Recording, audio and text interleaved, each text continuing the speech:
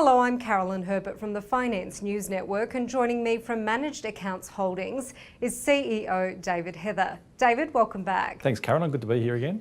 David, can you start by giving us a summary of Managed Accounts achievements for FY16? From a shareholder perspective, probably a couple of things of interest to start with.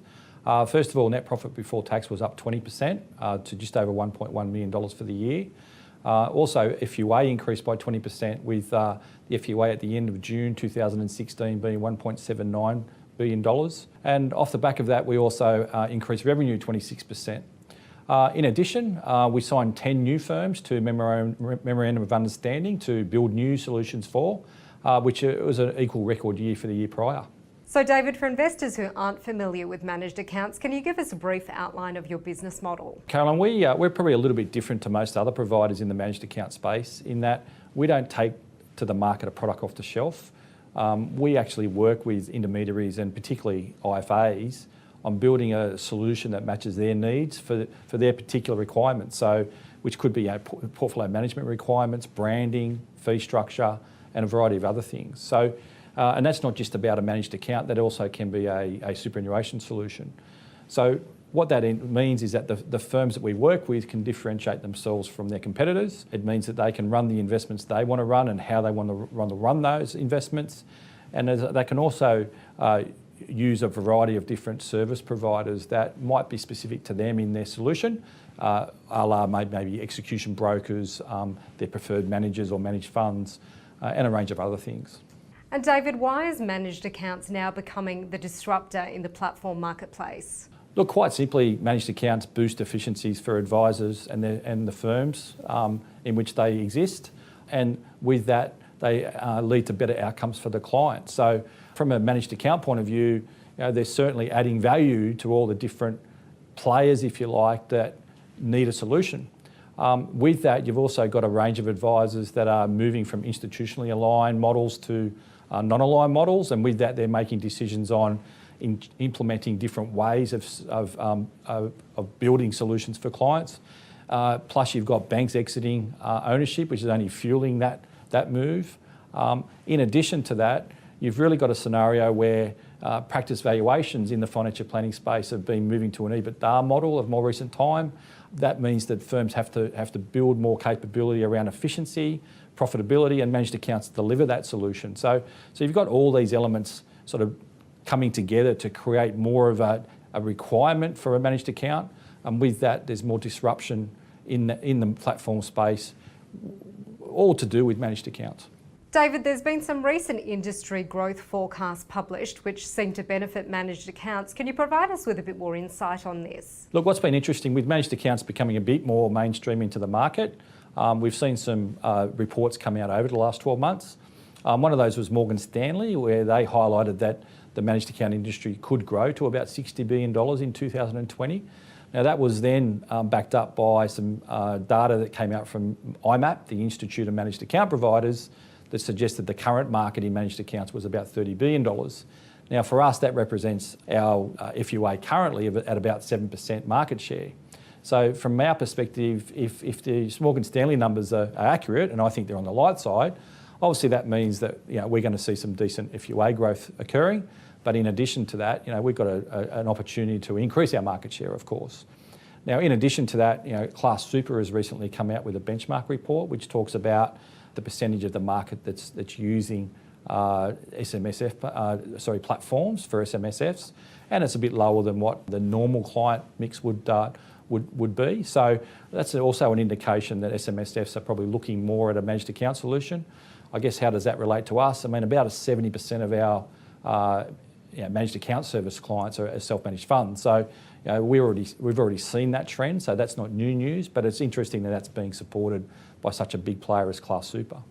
Now, ASIC has announced some changes to the MDA regulatory environment, so how will this impact on managed accounts? Yeah, look, what ASIC brought out at the end of September in terms of their new regulatory regime is really levelling the playing field for MDA providers. Previously, there was the ability for firms to run what's been called a limited MDA, and ASIC's elected to ban that type of structure from October 2018.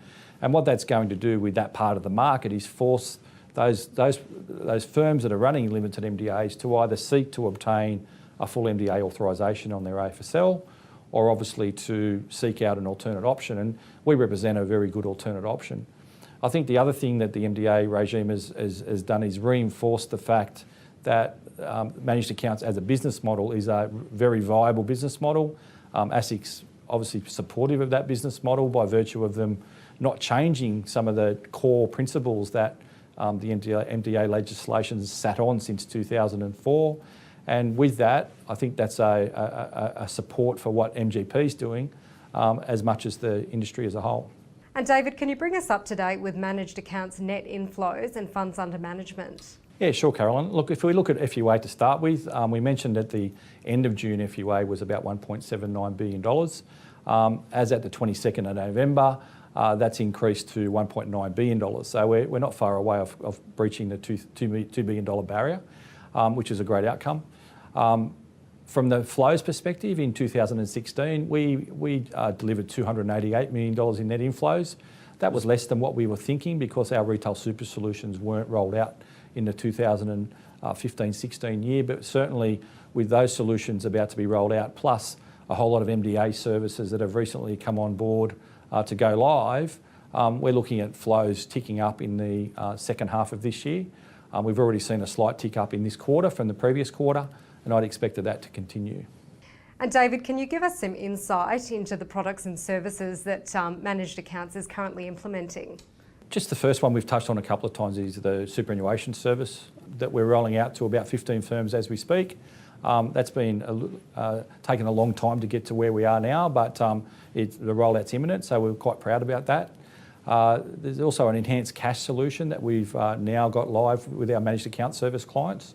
They've now got the benefits of better rates than what they had previously. In fact, the best rates in the market that we're aware of against other platforms, and also Macquarie CMA, I might add. So obviously in a low rate, high volatility environment, every rate increase counts. So the clients are getting the benefit of that plus additional functionality. In addition to that, we're well down the track to roll out a non-custodial solution. That's going to allow us to hold a whole range of assets outside of the custody structure, which a part of the market is demanding, and we're happy to meet that demand.